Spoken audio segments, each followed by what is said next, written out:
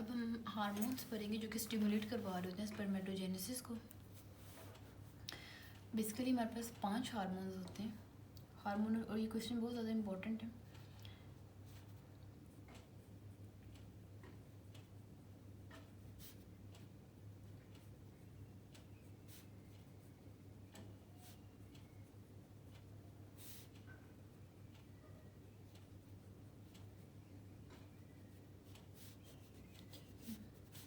Basically हमारे पास 5 hormone हैं जो कि स्टिमुलेट करवाएंगे स्पर्मेटोजेनेसिस को। सबसे पहला हार्मोन है हमारे पास टेस्टोस्टेरोन। अब टेस्टोस्टेरोन हमारे पास क्या करता है कि टेस्टोस्टेरोन जो है वो आता कहाँ से, हमारे पास लीडिंग सेल से आता है टेस्टोस्टेरोन। लीडिंग सेल्स कहाँ पे होते हैं, ये हमारे पास इंटरस्टिशियम के अंदर होते हैं। इंटरस्टिशियम ऑफ टेस्टिस के अंदर ये लाई करते हैं। वहाँ से हमारे पास टेस्टोस्टेरोन आएगा। अब टेस्टोस्टेरोन हमें पता है किस लिए होता है कि हमारे पास ग्रोथ और division of the testicular germ cells के लिए ज़रूर। तो टेस्टोस्टेरोन की सिक्रीशन कहाँ से होती है, हमारे पास लीडिंग सेल से आ रहा होता है। और नंबर 2 ये किस लिए चाहिए होता है, हमारे पास ग्रोथ एंड डिवीजन के लिए। That's it. सेकेंड हार्मोन जो था वो हमारे पास आ रहा होता है ल्यूटिनाइजिंग हार्मोन, जिसे हम LH भी कहते हैं। अब ल्यूटिनाइजिंग हार्मोन कहाँ से आ रहा होता है, ये हमारे पास एंटीरियर पिट्यूटरी से आता है। एंटीरियर पिट्यूटरी से ये सिक्रीट होगा और इसने क्या करना है, LH जो होता है ये हमारे पास नेक्स्ट हम पढ़ेंगे फीमेल्स के अंदर ये ओवुलेशन जिसने करवा रहा होता है LH की सर्ज जाती है। मेल्स में ये क्या करता है कि LH जो होता है ये हमारे पास जाकर एक्ट कर रहा होता है इन्हीं लीडिंग सेल्स के ऊपर कि ये आगे टेस्टोस्टेरोन की सिक्रीशन करवाएंगे। तो LH ने किसके ऊपर जाकर एक्ट करना है, तो ये लीडिंग सेल्स के ऊपर जाकर एक्ट कर रहा होता है, सो डैट कि ये हमारे पास आगे टेस्टोस्टेरोन की सिक्रीशन को इन्हेंस करवाएगा बेसिकली। थर्ड पॉइंट हमारे पास इसमें आ जाएगा follicle stimulating hormone. Follicle stimulating hormone FSH, ये भी हमारे पास एंटीरियर पिट्यूटरी से ल्यूटिनाइजिंग हार्मोन और फॉलिकल स्टिमुलेटिंग हार्मोन जो आ रहा था ये भी हमारे पास एंटीरियर पिट्यूटरी से आ रहा होता है। अब फॉलिकल स्टिमुलेटिंग हार्मोन क्या कर रहा होता है कि एंटीरियर पिट्यूटरी से आता है और ये जाकर एक्ट किसके ऊपर करता है, सर्टोली सेल्स के पास। सर्टोली सेल्स हमारे पास बहुत ज़्यादा इंपॉर्टेंट होते हैं। ये हमारे पास जो होते हैं वो न्यूट्रिशन प्रोवाइड करते हैं। सर्टोली सेल्स ये हमारे पास स्पर्म्स को न्यूट्रिशन प्रोवाइड करते हैं। और अगर और दूसरा ये हेल्प कर रहे होते हैं स्पर्मियोजेनेसिस के अंदर। स्पर्मियोजेनेसिस कौन सा प्रोसेस है जिसके अंदर स्पर्मेटिड्स जो थे वो हमारे पास चेंज हो रहे थे मैच्योर स्पर्म्स के अंदर। और अगर ये हमारे पास सर्टोली सेल्स काम नहीं करते, लाइक सर्टोली सेल्स और ये FSH जो होता है ये एक्ट नहीं करता सर्टोली सेल्स के ऊपर, और सर्टोली सेल्स देन हमारे पास न्यूट्रिशन वगैरह प्रोवाइड नहीं करते, तो देन हमारे पास स्पर्मियोजेनेसिस का प्रोसेस नहीं होगा। और स्पर्मियोजेनेसिस का प्रोसेस नहीं होगा तो हमारे पास मैच्योर स्पर्म्स होते हैं वो प्रोड्यूस नहीं होंगे। फोर्थ हमारे पास हार्मोन आ रहा होता है एस्ट्रोजन। एस्ट्रोजन हमारे पास क्या करता है कि हमारे पास टेस्टोस्टेरोन से ये बन रहा होता है बाय द सर्टोली सेल। जब टेस्टोस्टेरोन आता है ना तो वो सर्टोली सेल्स के ऊपर एक्ट कर रहा होता है ताकि हमारे पास एस्ट्रोजन की प्रोडक्शन हो। That's it. और फिफ्थ हमारे पास होता है growth hormone GH। Growth hormone भी हमारे पास होता है, वो सेल डिवीजन के लिए इंपॉर्टेंट होता है जो हमने स्पर्मेटोजेनेसिस का प्रोसेस पढ़ा था उसमें। और ये हमारे पास जो स्पर्म्स होते हैं उनकी ग्रोथ के लिए इंपॉर्टेंट होता है। और अगर ये हमारे पास प्रोड्यूस नहीं हो रहे होते देन हमारे पास जो होता है वो मेल इनफर्टाइल होगा। तो बेसिकली ये हमारे पास 5 हार्मोन्स है, testosterone, luteinizing hormone, FSH, oestrogen and growth hormone. Oestrogen का आपने सिर्फ ये याद रख लेना कि हमारे पास टेस्टोस्टेरोन से प्रोडक्शन हो रही होती है। बेसिकली हमारे पास जो टेस्टोस्टेरोन आ रहा होता है ना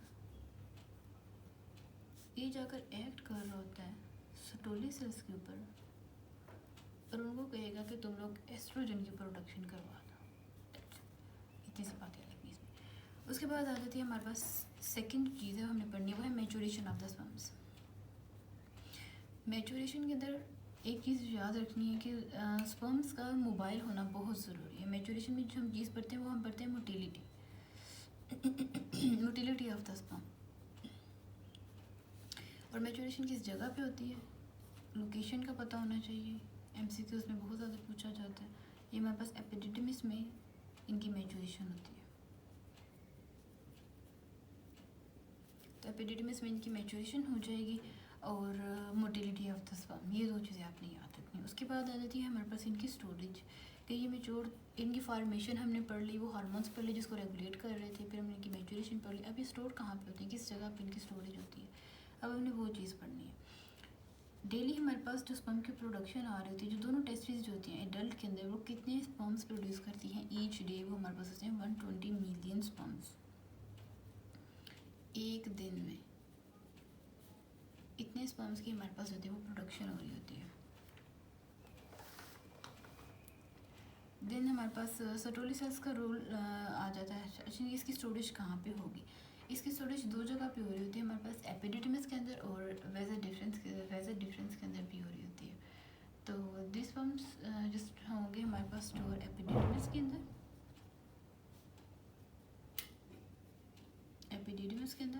और थोड़ी सी अमाउंट जो आ रही थी वो वेजर डिफरेंस के अंदर भी स्टोर हो रही होती है। स्टोरेज के अकॉर्डिंग आपने ये पॉइंट याद रखना है। अब हम फिजियोलॉजी के बारे में पढ़ेंगे कि हमारे पास स्पर्म्स की जो फिजियोलॉजी आ रही होती है। नेक्स्ट हमारे पास टॉपिक है physiology of the sperm. Basically होता है कि स्पर्म के लिए कुछ कंडीशंस होती हैं, वो उसकी एक्टिविटी को इन्हेंस करवाएंगे, कुछ होंगी जो स्पर्म की डेथ काज करवा देंगी। अब स्पर्म के लिए हमारे पास तीन चीज़ें जो होती हैं वो ज़्यादा लाइक सूटेबल होती हैं उसके लिए। वो होती है सबसे पहले हमारे पास temperature, increased temperature and neutral medium plus alkaline medium, like slightly alkaline medium हो जाए या फिर कोई न्यूट्रल मीडियम हो। ये तीन चीज़ें स्पर्म की एक्टिविटी को इन्हेंस करवा देंगी। लाइक स्पर्म की मोटिलिटी ज़्यादा हो जाएगी टेम्परेचर ज़्यादा होने से, न्यूट्रल मीडियम ज़्यादा होने से और अल्कलाइन होने से। और जो हमारे पास एसिडिक मीडियम की अगर हम बात करते हैं, तो एसिडिक मीडियम जो होता है वो किल करवा देता है हमारे पास स्पर्म्स को, वो बिल्कुल भी सूटेबल नहीं होता स्पर्म्स के लिए। देन अब हम एसिडिक मीडियम, लेकिन फीमेल की वेजाइना में एसिडिक मीडियम ही होता है, तो फिर स्पर्म्स किस तरह फीमेल के जेनिटल ट्रैक्ट में जाकर तो वहाँ पे सर्वाइव कर रहे हैं। अब हम ये चीज़ भी देखेंगे। अब हम पढ़ेंगे सीमेन के बारे में। सीमेन की हम कंपोजिशन पढ़ेंगे और लाइक इसमें कौन कौन सी चीज़ें कंट्रीब्यूट कर रही होती हैं। सीमेन में सबसे पहली चीज़ जो हम पढ़ेंगे वो हम पढ़ेंगे 60% हमारे पास सेमिनल वेसिकल्स आ रही होती हैं। सेमिनल वेसिकल्स जो आ रही होती हैं उनकी लाइक कंट्रीब्यूशन होती है, वो एक फ्लूइड सिक्रीट कर रही होती है जिसके अंदर हमारे पास फ्रुक्टोज आ रहा होता है, हमारे पास उसके अंदर सिट्रिक एसिड आ रहा होता है, उसके अंदर हमारे पास प्रोस्टाग्लैंडिन्स आ रहे होते हैं और फिब्रिनोजिन आ रहा होता है। ठीक है, ये हमारे पास ये चीज़ें आ जाएंगी सेमिनल वेसिकल्स के अंदर, और ये 60% सीमन को बना रही होती हैं। देन अब हम इनका फंक्शन पढ़ लेते हैं। हमारे पास जो फ्रुक्टोज होती है हमारे पास क्या प्रोवाइड करती है, ये न्यूट्रिशन देगी स्पर्म को, मोटिलिटी के लिए इसको न्यूट्रिशन प्रोवाइड करेगी। सिट्रिक एसिड एसिडिक मीडियम के लिए। प्रोस्टाग्लैंडिन्स हमारे पास क्या करते हैं, प्रोस्टाग्लैंडिन के दो मेन फंक्शन होते हैं। प्रोस्टाग्लैंडिन ने एक तो हमारे पास करवानी है जो म्यूकस प्लग होता है उसको ये थिन करवा देता है, सो डैट के स्पर्म्स जो आ रहे हैं वो इजीली पेनिट्रेट कर सके। ठीक है, स्पर्म्स से पेनिट्रेट कर सके। और दूसरा ये क्या करवाता है, कॉन्ट्रैक्शन करवाता है हमारे पास, कॉन्ट्रैक्शन करवाता है हमारे पास क्या जाने फेलोपियन ट्यूब की और यूट्रस की। होता क्या है कि जब हमारे पास बिलफर्ज है हमारे पास वो यूट्रस लाइक दिस, और यहाँ पे हमारे पास वो फेलोपियन ट्यूब होती है, और then these are the fibrinated ends. Diagram अच्छी नहीं बन रही मेरे से, आप लोग समझने के लिए इस तरह करके होती है यूट्रस। अब जब यहाँ पे यूँ करके हमारे पास ये फेलोपियन ट्यूब है हमारे पास, तो ये जो प्रोस्टाग्लैंडिन्स होते हैं, पीजी प्रोस्टाग्लैंडिन्स, ये क्या करवाते हैं कि यहाँ से जब इसे जाना था तो इसको कॉन्ट्रैक्शन करवाएंगे यूँ करके, इसकी कॉन्ट्रैक्शन होगी सो डैट जो हमारे पास स्पर्म्स हैं वो इजीली आगे को मूव कर सकें। ठीक है, इसको आगे को ये कॉन्ट्रैक्शन, इसे कॉन्ट्रैक्शन होगी स्पर्म को आगे को पुश करेगा ताकि हमारे पास यहाँ पर जो ओवम पड़ा हुआ है उसकी तरफ ही ईजिली मूव कर जाए। और दूसरा यहाँ पे हमारे पास म्यूकस प्लग होता है बहुत ज़्यादा। ठीक है, तो म्यूकस प्लग को ये थिन करवाता है सो डैट कि स्पर्म जो होता है वो इजीली यहाँ से पेनिट्रेट करके आगे ओवम की तरफ जा सके। तो ये हमारे प्रोस्टाग्लैंडिन के फंक्शन हैं इन फिब्रिनोजन। देन हमारे पास आ जाता है प्रोस्टेट ग्लैंड। प्रोस्टेट ग्लैंड जो होता है ये हमारे पास 30% बल्क प्रोवाइड करेगा सीमन को, लाइक 60% ये, 30% प्रोस्टेट ग्लैंड। अब प्रोस्टेट ग्लैंड में कौन सी चीज़ें होती हैं? हमारे पास कैल्शियम आइंस आ रहे होते हैं, हमारे पास सिट्रेट आइंस आ रहे होते हैं, और हमारे पास फॉस्फेट आइंस आ रहे होते हैं, क्लॉटिंग फैक्टर्स आ रहे होते हैं कुछ, लाइक क्लॉटिंग एंजाइम्स होती है, और हमारे पास फिब्रिनोलाइसिन होता है, प्रोफिब्रिनोलाइसिन होता है, बाद में वो फिब्रिन के अंदर चेंज हो जाएगा।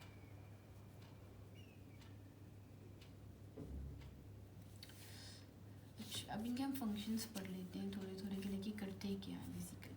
अब हमारे पास जो प्रोस्टेट ग्लैंड होता है ना, हमारे पास जो सीमेन होता है उसकी अपीयरेंस किस तरह की होती है कि वो हमारे पास मिल्की वाइट फ्लूइड होता है। ये अपीयरेंस इसको कौन दे रहा होता है? ये हमारे पास प्रोस्टेट ग्लैंड ही इसको अपीयरेंस दे रहा होता है। जो सीमेन की अपीयरेंस होती है ना, वो प्रोस्टेट ग्लैंड की सिक्रीशंस की वजह से आ रही होती है, इन सिक्रीशंस की वजह से वो आ रही होती है। और एक तो प्रोस्टेट जो ग्लैंड था उसका अगर हम फंक्शन देखें तो उसने अपीयरेंस दी सीमेन को, और नंबर 2 क्या कहता है कि वो अल्कलाइन मीडियम प्रोवाइड कर रहा होता है। अल्कलाइन मीडियम प्रोवाइड कर रहा होता है ताकि जो स्पर्म्स आ रहे होते हैं उनकी डेथ ना हो। जो हमारे पास हमने ये सिट्रिक एसिड पढ़ा था, ये जो एसिडिक मीडियम प्रोड्यूस हो रहा था इसकी वजह से उसको न्यूट्रलाइज भी तो हमने करना है। तो हमारे पास ये जो प्रोस्टेट ग्लैंड आ रहा होता है ये हमारे पास उसको न्यूट्रलाइज करवा देगा। देन हमारे पास पीएच होती है। पीएच हमारे पास होती है एसिडिक। जो विजाइना के अंदर हम फीमेल की जो विजाइना होती है उसके अंदर पीएच कितनी होती है? हमारे पास 3.5 to 4। ये हमारे पास हाईली एसिडिक है, ठीक है। ये हमारे पास पीएच, इसको क्या करवाना है कि ये जो प्रोस्टेट ग्लैंड होता है इसकी सिक्रीशन चाहती हैं और इस पीएच को इंक्रीज़ करवा देती हैं 6 से 6.5 तक। अब ये नियर टू न्यूट्रल कह लें, हमारे पास 7 पे न्यूट्रल होता है, तो इतनी पीएच को जब इंक्रीज़ करवाएगा तब जाके हमारे पास जो स्पर्म्स आ रहे होते हैं वो एक्टिव होंगे। स्पर्म्स एक्टिव होंगे, उनकी मोटिलिटी आएगी, एंड देन वो टुवर्ड्स एग जो होते हैं वो मूव कर जाएंगे। और उसके बाद हमारे पास ये क्लॉटिंग एंजाइम्स आ जाते हैं। इनका क्या फंक्शन है? अगर हम क्लॉटिंग एंजाइम्स का फंक्शन देखते हैं, क्लॉटिंग एंजाइम बेसिकली क्या करते हैं कि हमारे पास एक कोएगुलम बना देगा जो कि हमारे पास पूरे सीमन को ये होल्ड करके रखेगा, ठीक है। तो होल्ड करके रखेगा, फिर ये विजाइना के अंदर जाएगा, ठीक है, और लाइक ये कोएगुलम बना देता है, कोएगुलम बनाएगा विजाइना के अंदर। जब ये जाएगा तो वहाँ पे फिर हमारे पास ये जो फिब्रिनोजन होती है ये फिर इसकी क्या करवा देती है? लाइसिस करवा देती है, ठीक है। इसकी लाइसिस करवाएगी और फिर हमारे पास जो स्पर्म्स आ रहे होते हैं वो फिर रिलीज़ होंगे और फिर उनकी मोटिलिटी और ज़्यादा हो जाएगी। ऑब्वियसली जब कोएगुलम की फॉर्म में होते हैं तो उनकी मोटिलिटी बहुत ना होने के बराबर होती है। जब उनकी लाइसिस हो जाएगी इस कोएगुलम की, एंड देन उनकी जो है वो मोटिलिटी भी ज़्यादा हो जाएगी। और दूसरा है कि हमारे पास टेम्परेचर की अगर हम बात करें तो -100 डिग्री सेंटीग्रेड से बिलो टेम्परेचर पे हम स्पर्म्स को प्रिजर्व कर सकते हैं, इनको हम स्टोर कर सकते हैं इस टेम्परेचर के ऊपर। That's it.